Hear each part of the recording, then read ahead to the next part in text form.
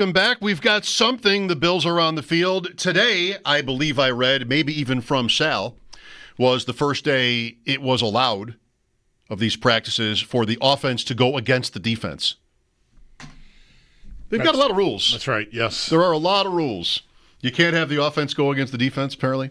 But that was allowed today, I believe. Let's find out that and more from Sal Capaccio here on the West Her Hotline. Sal, what kind of day was it out there?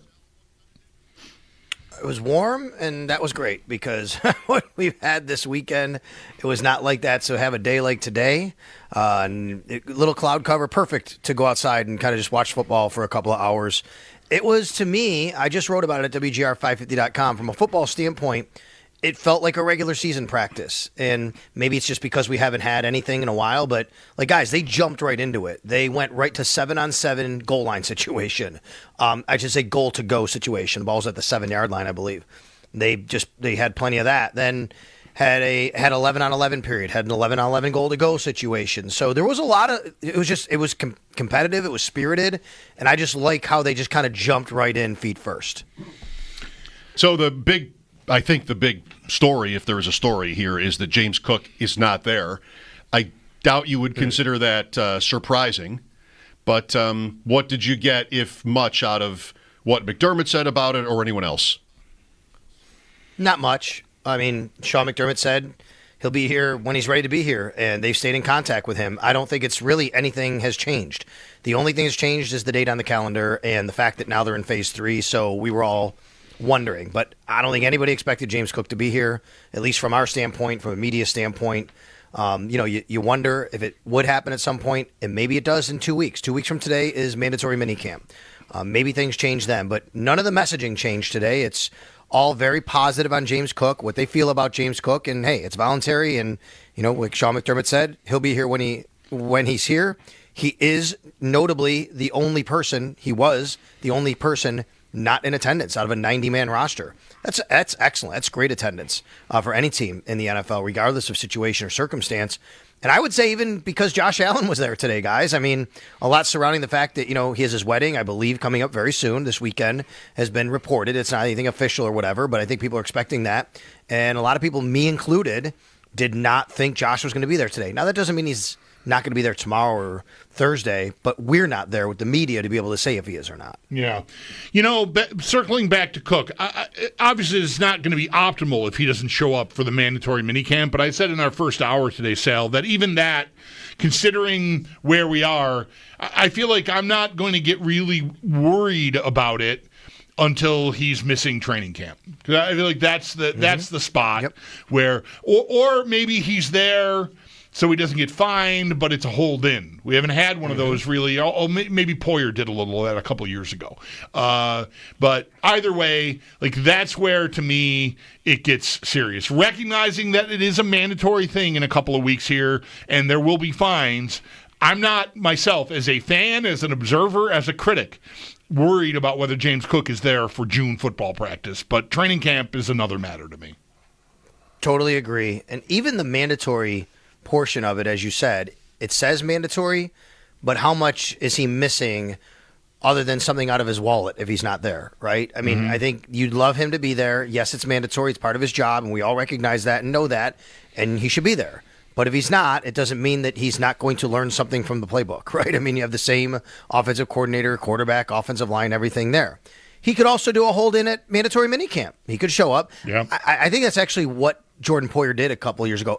It's been a while. I don't remember. But I think that might have been what he did. And then I think he actually was on the field the next day because he said he couldn't stand watching. And he's like, no, I can't. That's not me. I can't do this. I got to be out there with my guys. Yeah. So we could see something like that. All eyes will be on that and ears will be perked up for that. Now that we've kind of passed this benchmark, that is the next one. But you're right, Bulldog. I think even though, so let's play this out. Let's say you get to June 10th. There's no James Cook, June 10, 11, or 12. Because, he could be one day, make a statement, and the next day show up. But let's say he's not here at all. It's a story. NFL.com's writing about it, and ESPN.com is writing about it. We're talking about it. There's no doubt about that.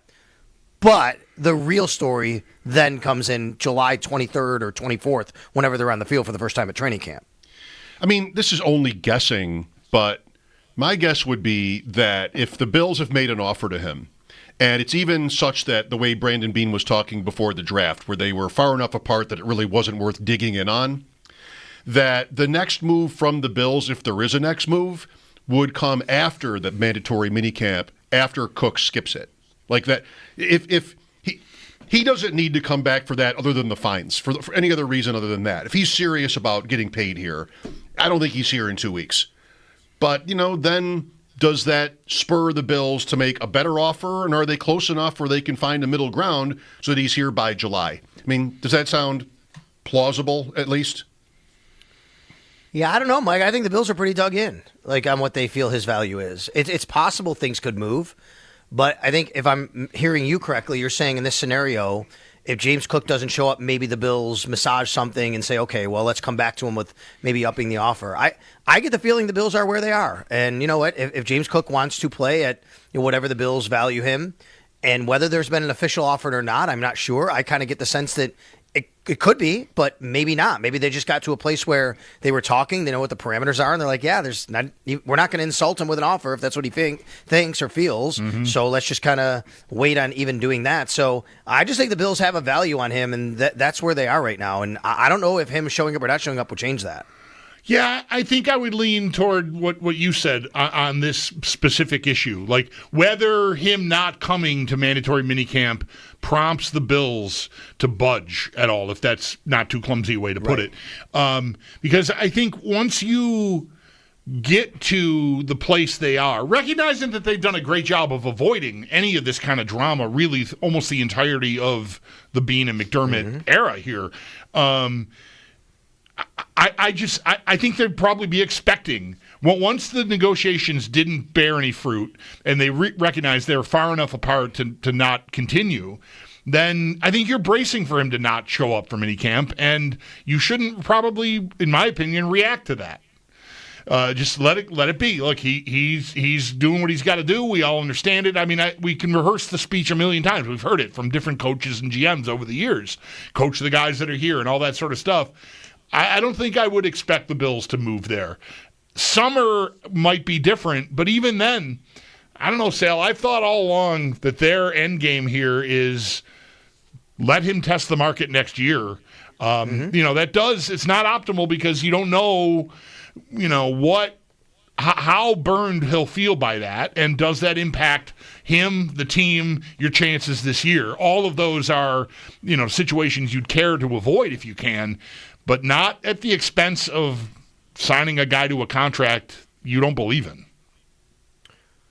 I agree. And the way the Bills and most teams operate anyway, this isn't just unique to the Bills, but the way most teams operate, learning this, talking with people around the league for many years is, teams do their evaluations on their guys and say, okay, this is where we slot this guy. This is where we value. We got to do comparisons. Just no different than what you see a lot of people and content creators and people who do this, on social media and all that. Okay, here's evaluation, what we have. And that's the value of the guy. And, sure, there's always kind of room to move things around because you could have guaranteed money, you could have bonuses. There's all those kinds of things that happen.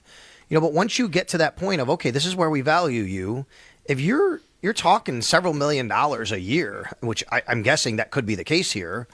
It's not like you're just all of a sudden saying, well, you know what, we better do this because it just, we're afraid of what might happen. It's that this is what we value him, and we hold true to that specific value of how we did it. Now, if you get to training camp and he is there and he's disgruntled and he plays, he's still under contract, he's still playing. He could go through the season like that. You still have time at the end of the year. The team still holds. This is the important part to remember. The team still holds the cards here and the leverage when it comes to, they could put the transition tag on him. They could put the franchise tag on him if they want at the end of the year. They can still negotiate until the middle of March next year exclusively with James Cook. So I don't think the Bills are feeling any sort of, shivering on how they have to approach it and have some sort of deadline right now. The deadline for them is probably March 15th next year, whenever, free agency begins, to be quite honest with you. Sal Capaccio on the Wester Hotline. Mike Schopp and the Bulldog here. The Bills on the field today. Joey Bosa not on the field today, right, Sal? What happened to him? He was working out at the team facility and apparently suffered a calf injury. So he is going to be out for, as Sean McDermott said, the foreseeable, spring and future in the spring. He said foreseeable as a word, but it was like basically he said he's out for the rest of this period, and then he believes he should be able to go for training camp. But since it happened recently, they are still in the exploratory stages of exactly what the injury is. But usually McDermott doesn't say something like, we expect him back if he's not pretty sure that's the case, right? He doesn't like to paint himself into a corner, so I'm guessing that is the case. That being said, it's concerning, right? I mean, like, you have this guy who's had an injury history here, and he's getting a little bit older, and, they're not even on the field playing yet, and he suffered a soft tissue injury, a calf injury, while working out. I mean, that's not ideal, and, it's something that it's going to be in the back of your heads now. Whether he comes back full throttle for training camp or not, it's something you probably are keep thinking about. Yeah, no question. I mean, all the same cracks that were made when he signed here originally, I was seeing some of, bubble wrap till January.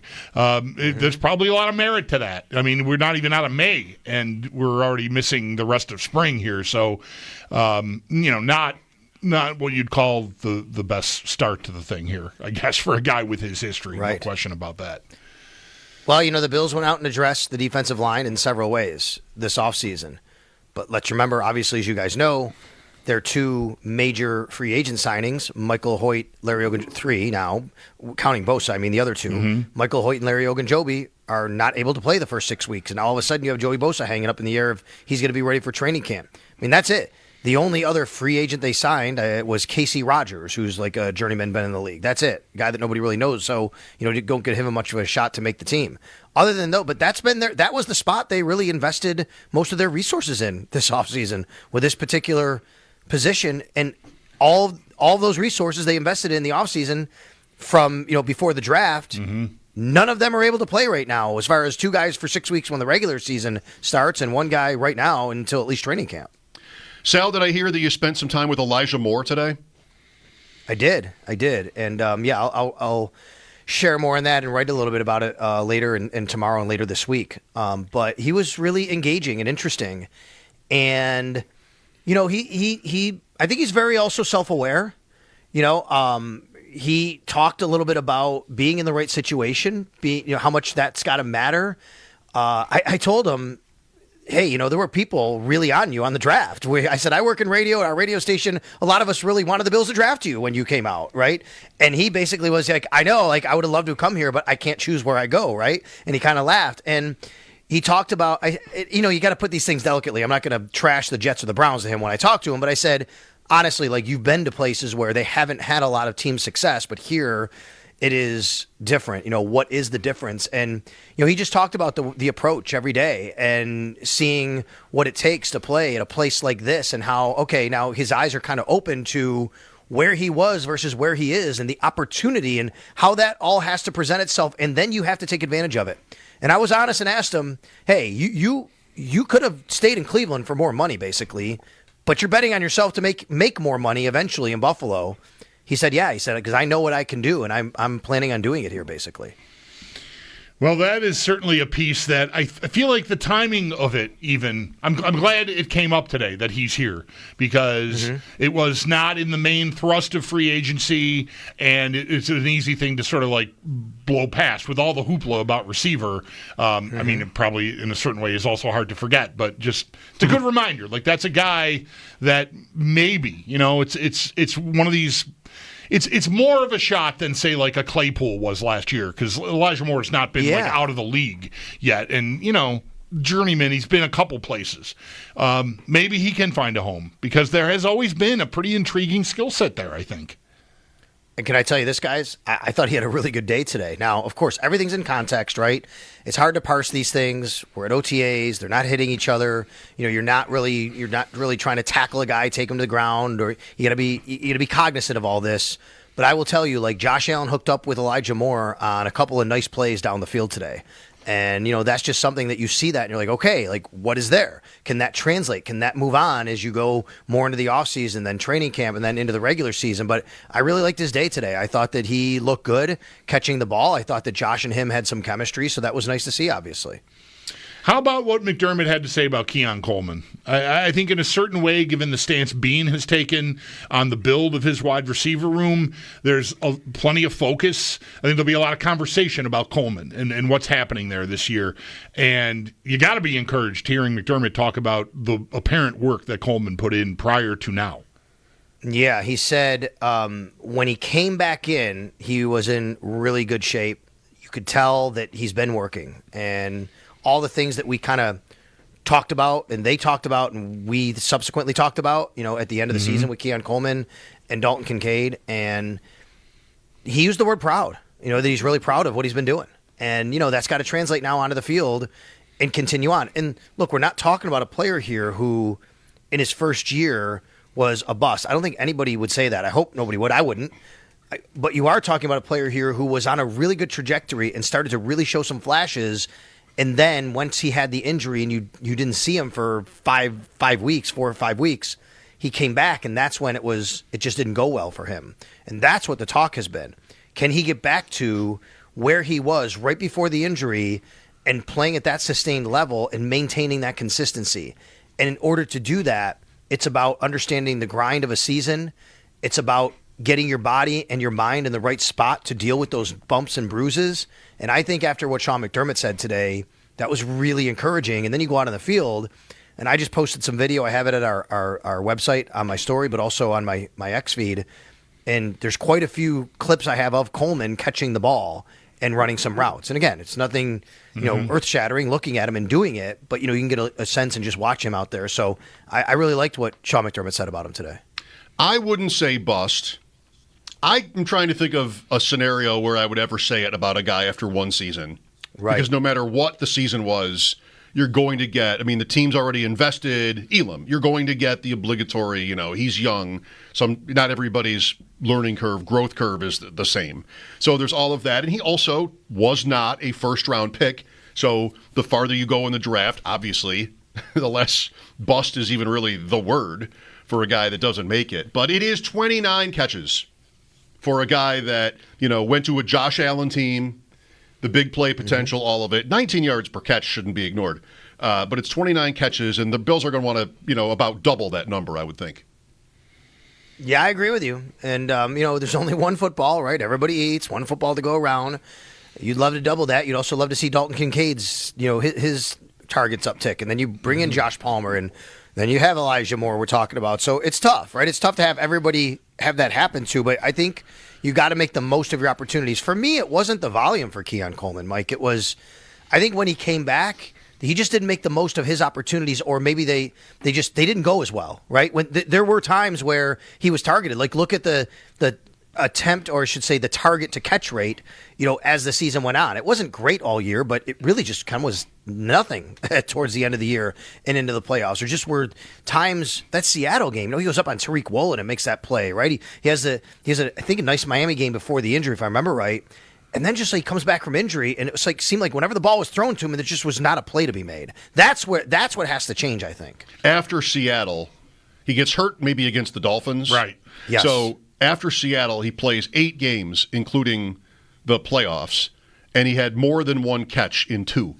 And that includes New England, where, it was Mike White throwing him passes. Didn't the game end kind of on a series of passes to Keon Coleman in that 2 catches on 10 targets? Might not want to blame Coleman for that stat line. But in the playoffs, 8 targets, 3 catches for a total of 22 yards. There's not an impact there. So I think we've said it all on him, right? It's just you just got to hope and work at getting to a higher level. Sal, before we let you go, you also, and anybody that was out there watching and has seen your social media feed would have experienced Tre'Davious White back on the field with the Bills. And what were your observations on him? Yeah, the two things that kind of stood out to me from today. One was Tre'Davious White, and he to me was just seeing him back, number 27, right? Just there's Tre'Davious White again. And I'm honestly, guys, I know that it's fresh, it's the offseason. He's only 30 years old, so it's not like he's super old. But, when you're a little bit older and it's fresh in the offseason, you might look a little more refreshed, but we know Tre'Davious is a hard worker. But, man, the quick feet, you watch the quick feet, that he's always had those feet. And the start and the stop, it was really good. I really liked the way he looked today. He played a lot. He was on the field a lot today. And, you guys know, like, the way this works. I can't report all these specifics, right? But I can tell you, like, he was in all situations, and he made plays. He also got beat. Like, Elijah Moore beat him on a play. But that's going to happen in these situations.